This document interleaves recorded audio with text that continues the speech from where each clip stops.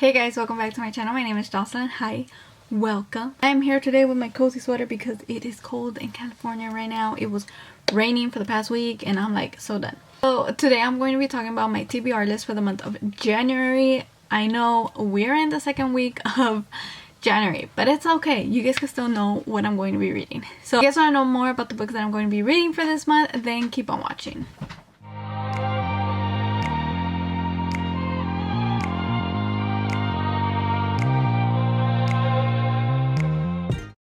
So for the month of January, I'm actually going to be reading, I think, 4 or 5 books, not sure. But all of them, I actually got them from the library because I wanted to buy books, but then I was like, girl, it's too expensive. So we're picking out books from the library this month and I am very excited. First book that I'm going to be reading, that I'm actually currently reading, maybe by the time you guys see this video, I'll probably be done with it.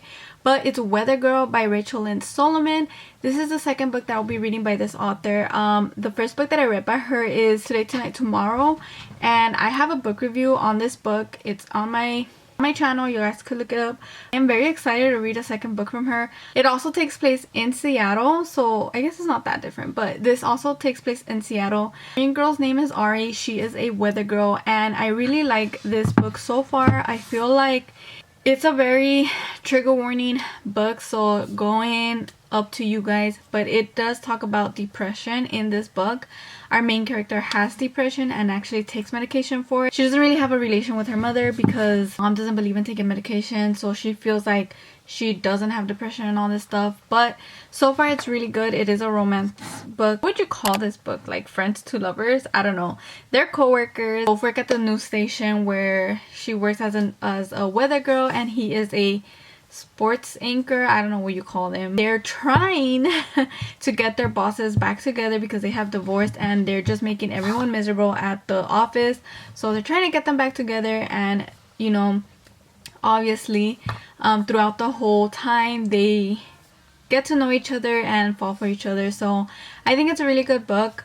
Like I said, trigger warning with depression in here, so if you guys do not want to read about that, or if it's a very like sensitive topic, highly do not recommend. Right, it's nothing very deep, but it does talk about her having it and like how her day goes with depression and like how she copes with it and everything. Most of these books I have no idea what it's about. I think I just read a little bit of the synopsis and like I was just like, okay, I'll read this one. The second book that I picked out was If You Ask Me by Libby Herbshire.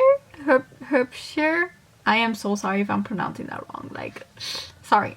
This book actually came out last year in March and it's an okay book. It has like a 3.5 stars. I'm a little like scared. I'm not entirely sure if I'm going to like it, so we'll see. I know that this one is about a girl who also has to do with like the news, but it's not really the news. It's more like she writes for an advice column, and I think she's in the middle of getting divorced, or she finds her boyfriend slash fiance, whatever he is, cheating on her, and what she does is she writes about it, I believe, and it goes super viral. So she's just going through that journey of like the overnight viral of her cheating husband or whatever he is, and like the things that she does. I'm not sure if people are okay with what she did, so because I think she leaves, or like people are saying that they want the old Violet, that's the main character's name. Her ex is trying to get back with her, but like her boss is like okay with the way she is, and like I think they fall in love and all that stuff. So it's another romance book. Like I'm in the mood for that, so that's what I'm reading, but I'm not entirely sure if that's accurate. Yeah. The third book that I picked up from the library is called The Wild One by Colleen McKeegan. This is the first book that I'm ever reading by this author, so I have literally no freaking clue what this book is about. It did come out last year in June, so if you guys know anything about it, let me know. I do know it's a thriller book, which is what I was aiming for.